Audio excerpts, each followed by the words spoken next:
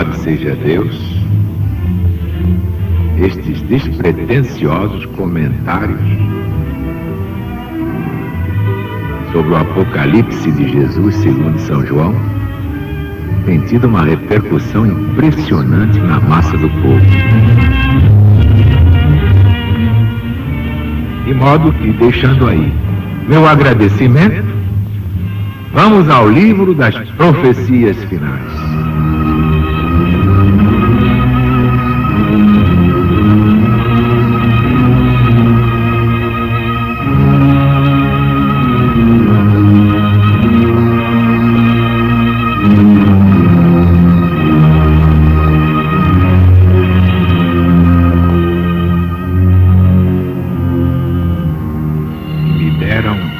Cana semelhante a uma vara, e me foi dito: levanta-te e mede o templo de Deus e o altar e os que nele fazem suas orações. Mas o átrio está fora do templo. Deixa-o de fora e não o meças, não, porque ele foi dado aos gentios e eles hão de pisá-lo e pisar a cidade santa por 42 meses. E darei às minhas duas testemunhas que, vestidas de saco, profetizem por 1260 dias. Estas são duas oliveiras e dois candeeiros postos diante do Senhor da terra. Se alguém, pois, lhes quiser fazer mal, sairá fogo das suas bocas para devorar seus inimigos. E se alguém os quiser ofender, importa que seja morto.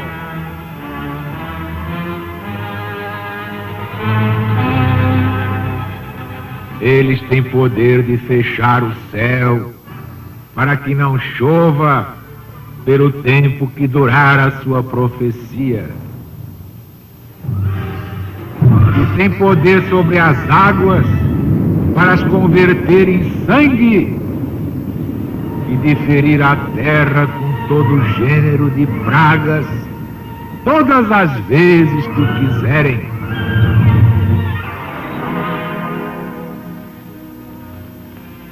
Depois que eles tiverem acabado de dar o seu testemunho,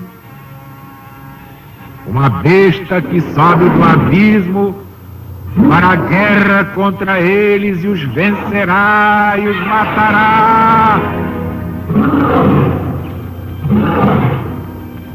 Seus corpos ficarão estirados na praça da grande cidade, que se chama espiritualmente Sodoma e Egito, onde também seu Senhor foi crucificado. E todos os das tribos e povos e línguas e nações verão os corpos das duas testemunhas estirados por 3 dias e meio. E não permitirão que os seus corpos sejam postos em sepulcros. E os habitantes do mundo se alegrarão sobre eles e farão festas.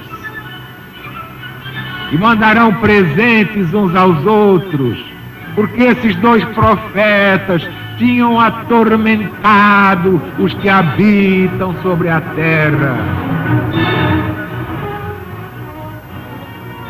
Mas depois de 3 dias e meio, o Espírito de vida entrou neles da parte de Deus, e eles se levantaram sobre seus pés, e daqueles que os viram se apoderou um grande pavor.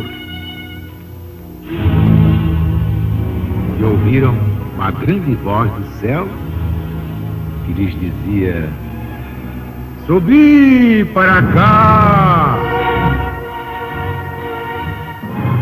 E subiram ao céu numa nuvem, e os inimigos deles os viram subir.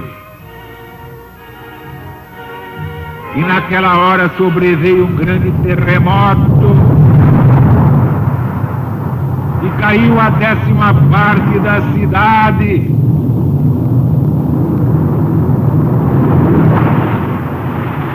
E foram mortos 7.000 homens, e os demais foram atemorizados e deram glória ao Deus do céu. É passado o segundo ai, mas eis aqui o terceiro ai que cedo virá.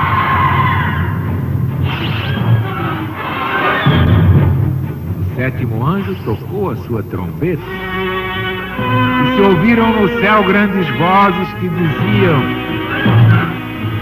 o reino da terra passou a ser de nosso Deus e do Cristo, e ele reinará pelos séculos dos séculos. Amém.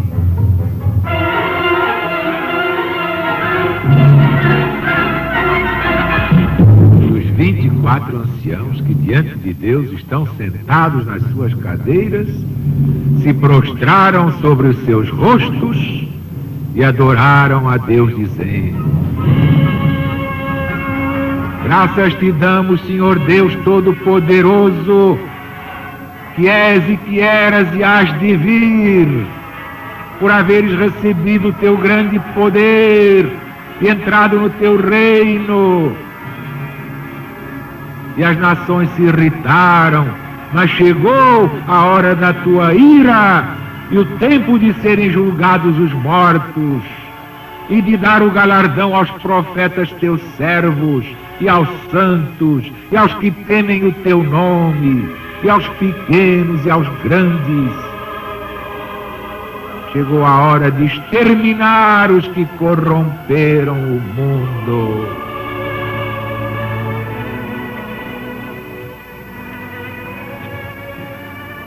Então foi aberto no céu o templo de Deus, e apareceu a arca do seu testamento no seu templo, e sobrevieram relâmpagos e vozes, e um terremoto, e uma grande chuva de pedras sobre o mundo.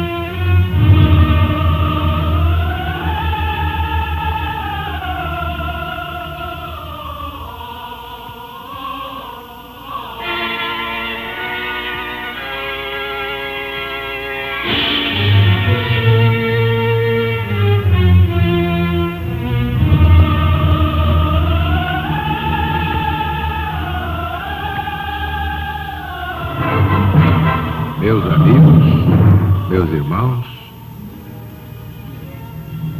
este é o Apocalipse, o livro das profecias finais. Este livro é de Jesus. João Evangelista foi apenas o psicógrafo e o médium vidente. Foi o homem carismático escolhido para esta transposição que transcende os limites do entendimento humano.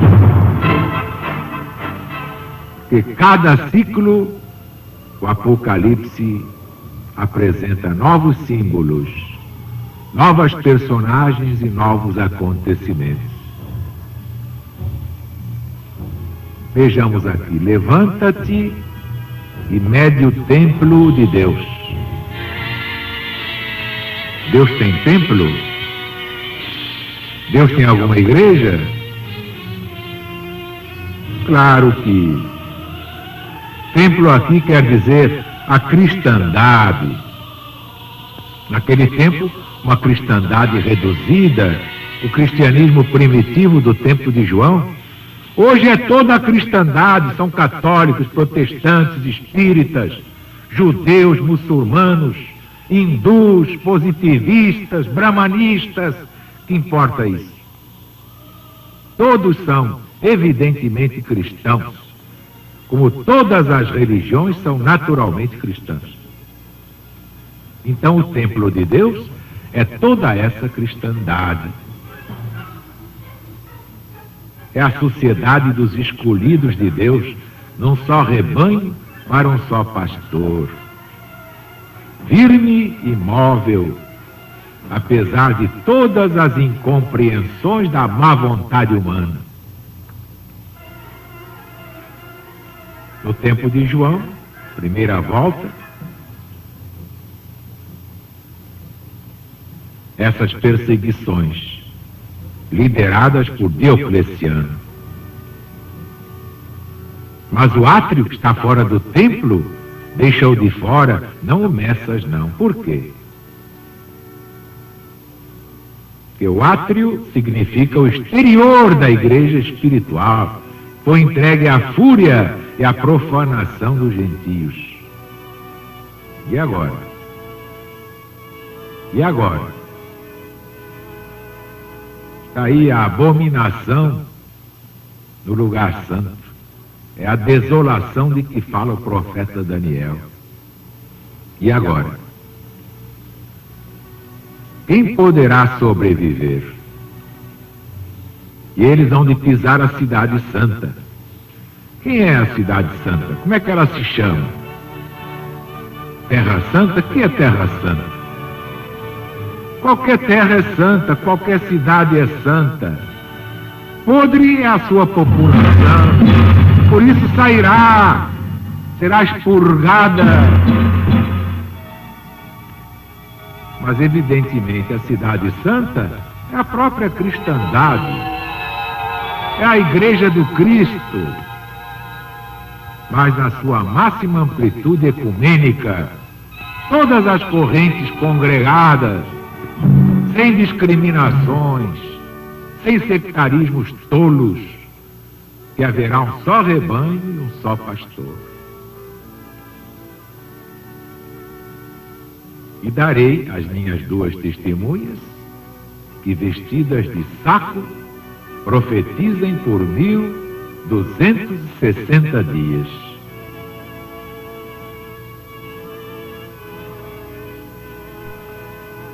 A cidade santa pisada por 42 meses. São 3 anos e meio, significados também pelo número de 1260 dias, vem a dar esses 42 meses, como vemos no versículo 3. Claro, dando 30 dias a cada mês, segundo o antigo modo de contar. Ora, 3 anos e meio durou a perseguição de Diocleciano contra os cristãos. Isso vem de 23 de fevereiro de 303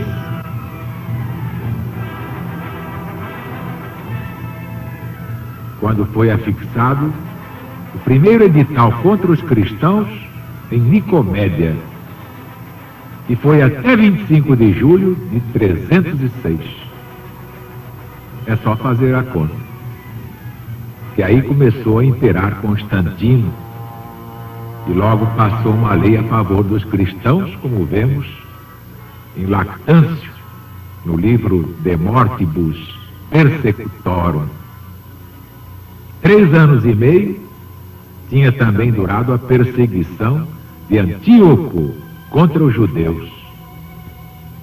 Isto segundo a profecia de Daniel no Velho Testamento da Bíblia Sagrada. E estes mesmos 42 meses, ou 1260 dias, nos dão a entender que a duração das perseguições era uma coisa que não dependia tanto da vontade e arbítrio dos tiranos, mas principalmente dos desígnios de Deus. 2 testemunhas. Foram várias em cada volta cíclica.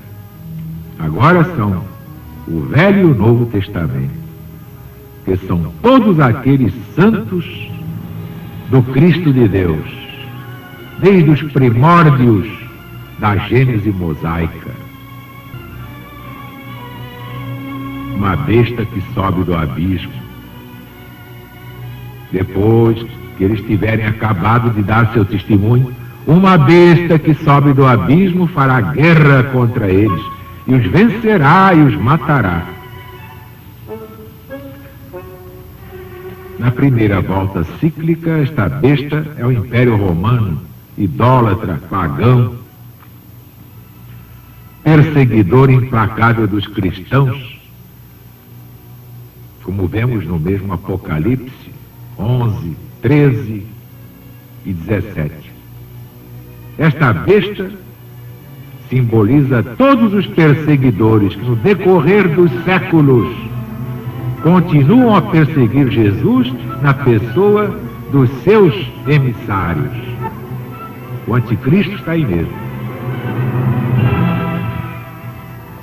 E os vencerá e matará. São João mostra nestas palavras a crueldade dos suplícios e o que prometiam os perseguidores: a extinção total da doutrina do Cristo. Isto se confirma de umas inscrições daquele tempo, achadas na Espanha, gravadas numas colunas que diziam assim: aos imperadores Diocleciano e Maximiano, por haverem dilatado o Império Romano, por haverem extinto os cristãos que destruíam o Estado, por haverem abolido a sua superstição, por haverem aumentado o culto aos deuses de Roma.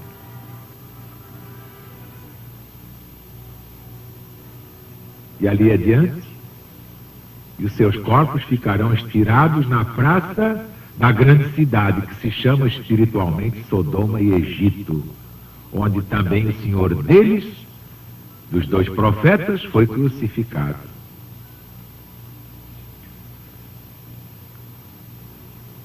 Sodoma é Roma pagã.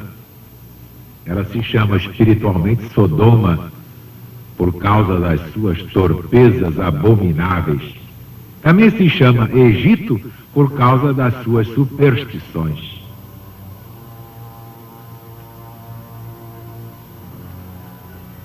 Agora, aplicamos este texto às grandes cidades modernas, onde campeiam todos os crimes e se ostentam todas as devassidões. Hoje é chique ser devasso, quanto mais cretino, melhor. E a mulher também, quanto mais sem vergonha, melhor. Mas não para Deus. Aí a casa cai e vai haver muita lágrima de sangue. Sodoma e Egito, onde também o Senhor deles foi crucificado, tomando a grande cidade na significação de Roma, com seu império, verifica-se ao pé da letra que nela foi crucificado Jesus, crucificado por ordem de um magistrado romano chamado Pilatos, um covarde que se limitou a lavar as mãos na bacia e achava que com isso estava inocentado. Está rolando até hoje aí, apanhando. Ele, Herodes e outros palhaços daquele tempo. Verificamos também que essa mesma Roma que tinha crucificado Jesus em pessoa, o crucifica até hoje nos seus discípulos. Mas é o desespero de Satanás, sabendo que lhe resta pouco tempo. E não permitirão que os seus corpos sejam sepultados. Esta impiedade, esta desumanidade, é particularmente notada nas perseguições de Diocleciano, como entre outras mostram as obras dos mártires, as memórias, as atas. E ouviram uma grande voz do céu que lhes dizia: subi para cá. Esta é a grande vitória da igreja cristã. É a grande vitória do rebanho único, da cristandade do Cristo.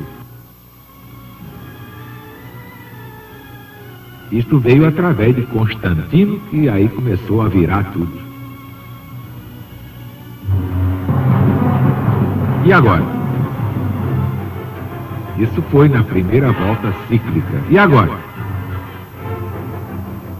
E naquela hora sobreveio um grande terremoto. Por esse terremoto, designa São João, o abalo, a inquietação de todo o Império Romano pelas guerras que então se levantavam entre os imperadores Maximiano, Maxêncio, Galério, Constantino, Maximino, Severo. Terremoto começou aí. Eles não se entendiam mais.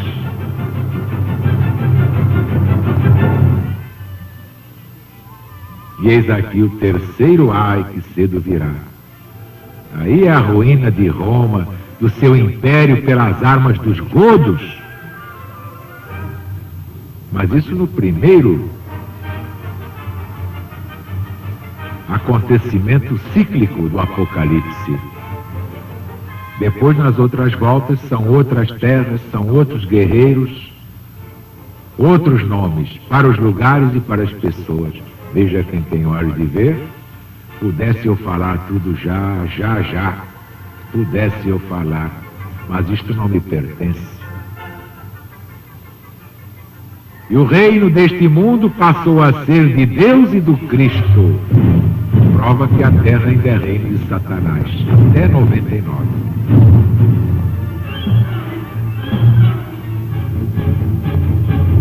Mas também depois, pois é, o reino deste mundo vai passar a ser do Cristo. Aí Jesus dirá: agora meu reino é deste mundo. Mas pouco falta, graças a Deus. E vem o tempo de serem julgados os mortos.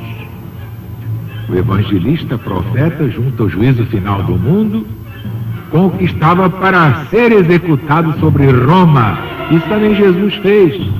Juntou o juízo final com a ruína de Jerusalém, para lembrar a humanidade o que vem ali, na voragem dos ciclos múltiplos. Cada morte é um juízo parcial. É a lei universal da reencarnação.